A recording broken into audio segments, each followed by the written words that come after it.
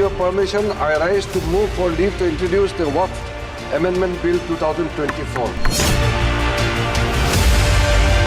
भाजपा अपने हताश, निराश, आप तो उस कानून चंद कट्टर समर्थकों के तुष्टीकरण के लिए ये बिल लाने का काम कर रही है। इस तरह की गोलमोल बात आप नहीं कर सकते हो।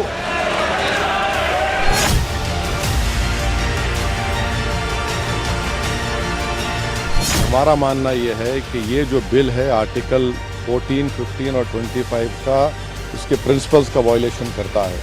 ये बिल बेसिक स्ट्रक्चर जो संविधान का उसका वायलेशन करता है। तो आखिरकार तमाम कयास और किस्सा गोई की कड़ी में केंद्र सरकार ने वो ऐतिहासिक कदम बढ़ा ही दिया जिसका देश को इंतजार था, यानी सरकार ने लोकसभा में पेश कर दिया वक्फ संशोधन bill. With your permission, I rise to move for leave to introduce the Waqf Amendment Bill 2024.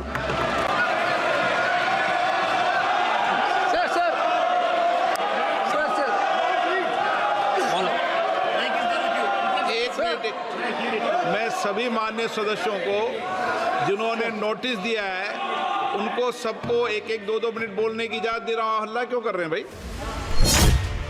अब सदन के पटल पर जैसे ही किरण रिजिजू ने बिल रखा, विपक्ष ने विरोध और बवाल शुरू कर दिया।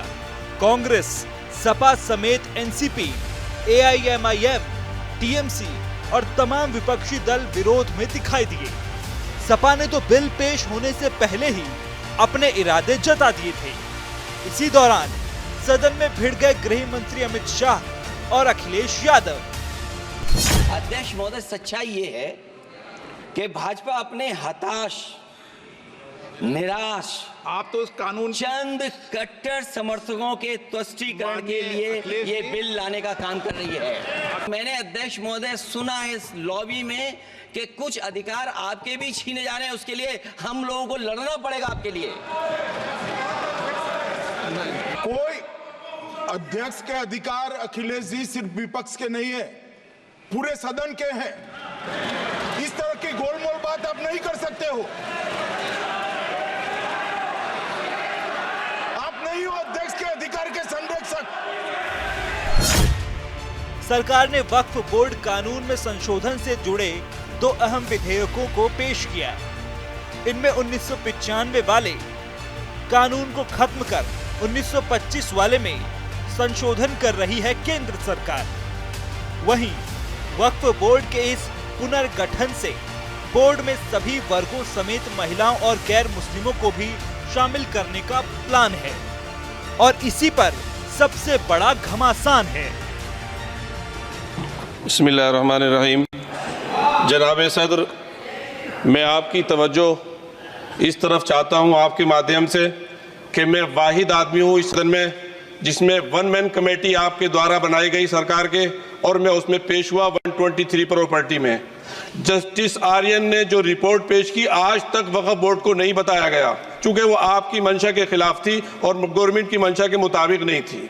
सर, सूबाई हुकूमतों को इख्तियार दिया गया। सर, हिंदू एंडोमेंट में जो कर्नाटका और तमिलनाडु में है वहां कोई मुस्लिम नहीं हो सकता, और 26 में आर्टिकल 26 का वायोलेशन है। 4 धाम में ये लिखा हुआ वाज़े तौर पर कि सिर्फ हिंदू होगा। बिहार, उड़ीसा में भी यही लिखा हुआ है। पंजाब, हरियाणा में गुरुद्वारा प्रबंधन कमेटी में सिर्फ सिख होगा ओनली, और ये उनका अधिकार है जिसको माना गया है। लेकिन मुस्लिम के साथ में यह अन्याय क्यों है? वक्फ बोर्ड संशोधन बिल में वक्फ बोर्ड के ट्रिब्यूनल और जमीन को लेकर नोटिस भेजने सरीखे अधिकारों पर कैंची चल सकती है। टीएमसी से लेकर कांग्रेस तक विपक्ष का आरोप ये कि मुस्लिमों के अधिकारों का अतिक्रमण कर रही है सरकार। हमारा मानना यह है कि ये जो बिल है आर्टिकल 14, 15 और 25 का उसके प्रिंसिपल्स का वायलेशन करता है। ये बिल बेसिक स्ट्रक्चर जो संविधान का उसका वायलेशन करता है और खास तौर से जुडिशियल इंडिपेंडेंस का और सेपरेशन ऑफ पावर्स का ही वायलेशन करता है। अब इसमें सबसे अहम बात यह है कि जो वक्फ बाय यूजर का सेक्शन 3RI है, उसको ये कह रहे हैं कि वक्फ बाय यूजर को हम निकाल देंगे। कैसे निकालेंगे? क्यों निकालेंगे आप इसलिए निकालेंगे ताकि आप जितने मस्जिदों पर आरएसएस का दावा है वो छीनना चाह रहे हैं आप, जितने दरगाहों पर राइट विंग हिंदुत्व ऑर्गेनाइजेशन का दावा है, जैसा अपने मुंबई में हाजी मलंग की दरगाह है, छीनना चाह रहे। वक्फ बाय यूजर का आप निकाल कर बोल रहे हैं कि डॉक्यूमेंटेशन लेकर, भाई 400 साल का डॉक्यूमेंटेशन रेवेन्यू से नहीं निकलेगा तो क्या करेंगे आप? देश भर में वक्फ की करीब 9 लाख एकड़ संपत्तियां हैं। बोर्ड के प्रबंधन में अभी तक ये मुतवल्लियों के सहारे हैं। नए कानून के मुताबिक मुतवल्लियों पर निगरानी रहेगी, मुतवल्ली की मनमानी नहीं चलेगी। बोर्ड के मैनेजमेंट में महिलाओं की अहम भूमिका होगी। राज्यों के वक्फ बोर्ड में अधिकारी और सांसद भी शामिल रहेंगे। वक्फ के संचालन में बाकी विभागों की तरह तकनीक का सहारा लिया जाएगा। वक्फ की कमाई को पिछड़े और गरीब मुसलमानों, खास तौर पर महिलाओं और बच्चों के विकास के लिए खर्च किया जाएगा।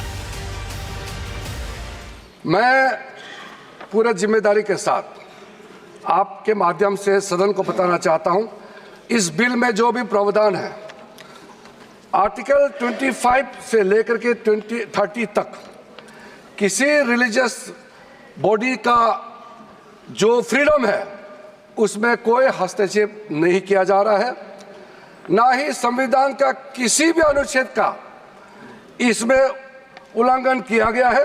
किसी का हक छीनना तो बात छोड़ दीजिए, जिनको हक नहीं मिला है उनको हक देने के लिए ये बिल लाया गया है। इसमें महिलाओं के लिए, बच्चों के लिए और मुसलमान समाज में जो पिछड़े हैं, जिसको आज तक कभी मौका नहीं मिला, जिसको दबा के रखा हुआ है, उनको जगह देने के लिए ये बिल लाया गया है। बहरहाल केंद्र सरकार इसे मुस्लिमों के लिए ऐतिहासिक कदम बता रही है, तो वहीं विपक्ष और मुस्लिम संगठन इसे दखल अंदाजी बता रहे हैं। वहीं विरोध की बिसात पर अब इस बिल के जेपीसी में भेजने की सिफारिश की गई है। ऐसे में सवाल यह है कि सरकार के इस कदम और विपक्ष के इस विरोध के मायने क्या हैं?